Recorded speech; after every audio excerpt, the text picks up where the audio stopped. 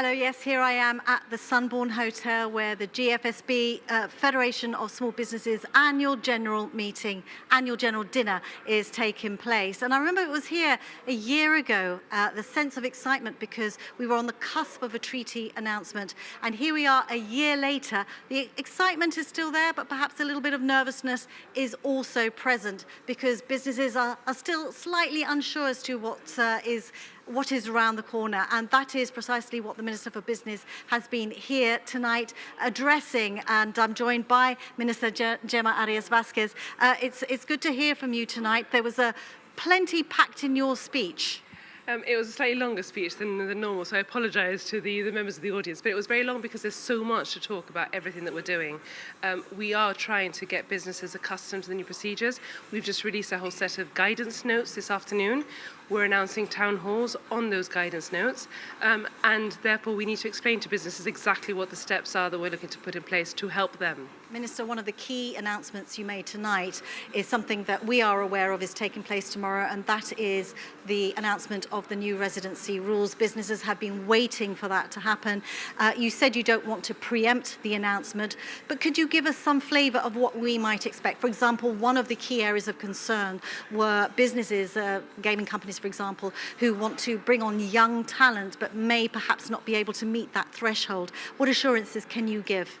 There are specific sections in the policy document that deal with exactly that situation. So if someone does want to bring in a younger person that's earning less than the threshold required, there will be mechanisms available for them to bring in the talent that is required. You spent a considerable amount of time talking about the new bill. A consultation period is taking place at the moment. Tell us about what you aim to achieve with this bill. So at the moment there are two procedures. It's business licensing and business registration.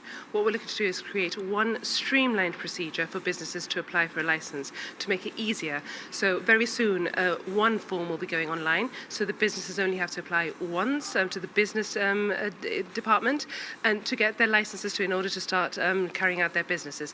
What we're looking to do is have one bill, one platform, so that businesses can interact with only one department. We're also looking to strengthen enforcement, which is something that we consistently hear from businesses. So what we are looking to do is to ensure that the Department of Business has the necessary tools available in order to make sure that there is a level playing field for all businesses in Gibraltar. And something else that was new that I picked up tonight, and that is the customs testing platform. What reassurance does that give? I mean, how is that going to help businesses?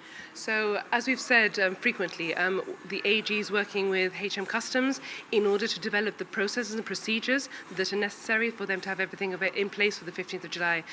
Customs is developing a new platform in order to help businesses. They're testing this through a committee that has been set up specifically for this purpose, and they're looking in the next 2 weeks to have the platform open so that businesses can interact and see what it will look like on the 15th of July.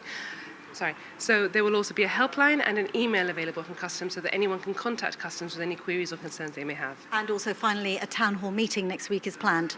Several town hall meetings are planned because what we're trying to do is do it sector by sector, so that, for example, anyone that currently has what is known as a bonded warehouse will have a meeting specifically for those businesses. There'll be a meeting specifically for pharmaceutical companies. There'll be a specific meeting for different sectors so that everyone doesn't have to sit through it.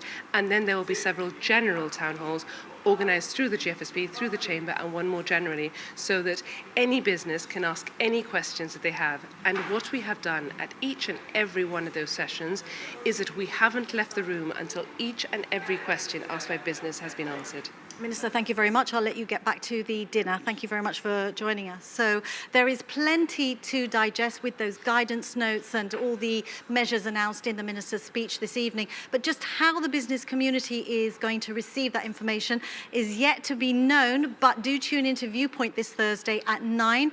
I'll be having the Gibraltar Federation of Small Businesses and the Chamber of Commerce on the panel, and Minister Gemma Arias-Vasquez will be joining me as well with Opposition Member Craig Saccarello. So we'll be digesting some of those elements on Thursday on Viewpoint at 9.